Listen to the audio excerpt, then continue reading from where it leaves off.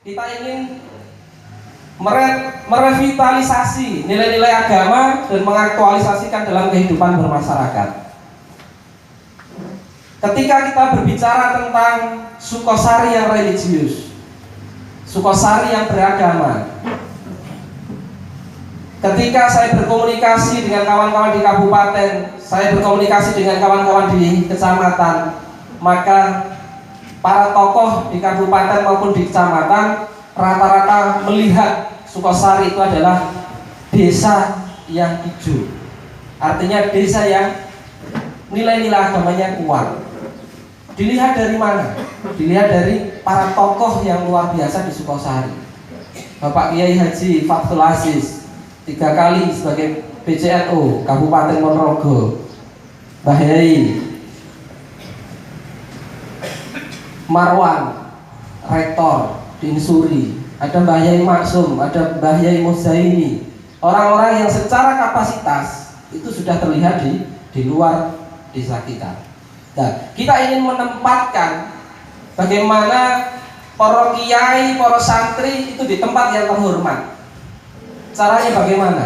Caranya kita ke depan akan rutin menggelar event-event kegiatan yang itu nanti dipusatkan di balai desa. Kenapa di balai desa? Satu, kita ingin agar ulama dan umaro itu bisa bersatu. Kita ingin kaum santri dan para perangkat itu bisa bersinergi. Kita ingin menghadirkan bagaimana Sukosari ini akan di backup langsung oleh para kiai. Dan dengan kegiatan keagamaan, istighosah, pengajian, sholawatan dan lain sebagainya, kita berharap ini nanti keberkahan, ya, keberkahan hidup bermasyarakat itu akan mengalir kepada kita semuanya, sehingga Sukosari ke depan menjadi desa yang baldatun thayyibatun warabun ghafur. Misi kita adalah menumbuh kembangkan kegiatan perekonomian melalui UMKM, pasar, wirausaha, pertanian, perdagangan yang berbasis pemberdayaan masyarakat. Ketika kita berbicara tentang UMKM yang ada di Sukosari, secara jujur saya sampaikan bahwa saya agak prihatin. Selama saya tinggal di sini, saya belum pernah melihat, mendengar ada upaya yang masif dari pemerintah desa untuk melakukan fasilitasi terkait dengan keberadaan kawan-kawan UMKM yang ada di Sukosari. Salah satu contoh sederhananya begini, bahwa UMKM itu harus didorong untuk maju. Salah satunya adalah di urusan perizinan. Sebaik apapun produk yang dikeluarkan oleh masyarakat, ketika perizinannya tidak memiliki, maka ini yang akan jadi masalah untuk pengembangannya.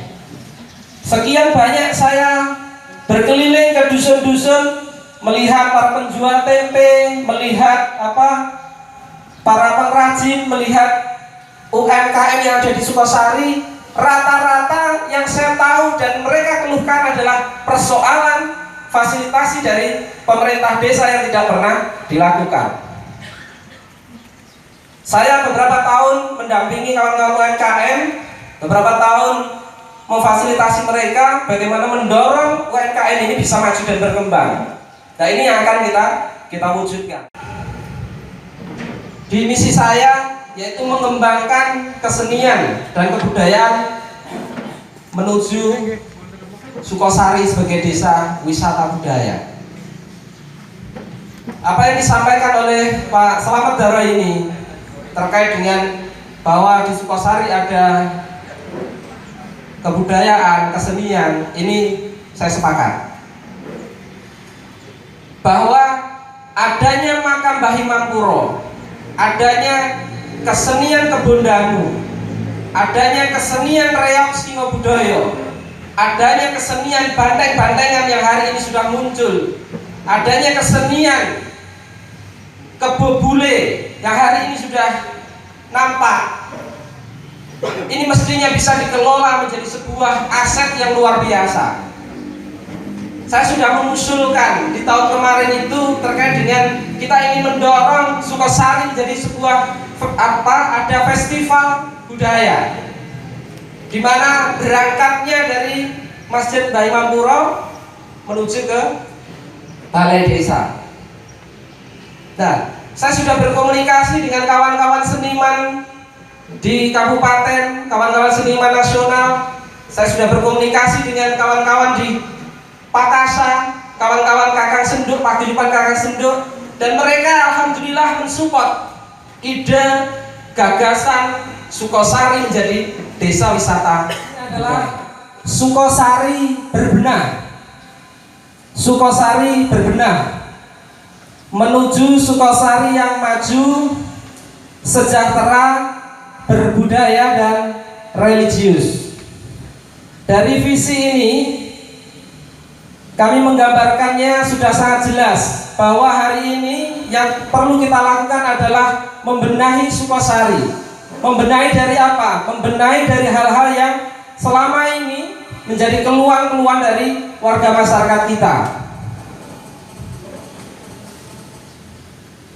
Di dalam visi ini kami memaparkannya menjadi misi atau tahapan-tahapan yang ingin kita raih untuk meraih cita-cita besar ini. Yang pertama adalah kita ingin menjalankan pemerintahan yang demokratis. Pemerintahan yang demokratis itu yang seperti apa? Pemerintahan yang demokratis itu adalah pemerintahan yang dilakukan secara transparan, dilakukan secara terbuka, dilalui dengan sebuah proses musyawarah. Kenapa ini menjadi titik penting yang perlu saya sampaikan kepada bapak dan ibu-ibu semuanya, bahwa pemerintahan yang demokratis ini hari ini harus kita wujudkan. Jadi nek-nek opo-opo itu harus terbuka. BPD ini weruh kabeh, LPMD ini weruh kabeh, PKK-nya juga seperti itu, dan lembaga-lembaga yang lain, Karang Taruna, kelompok tani dan lain sebagainya, ini juga harus diberikan pemahaman. Jadi semua harus terbuka, dilalui dengan sebuah proses musyawarah.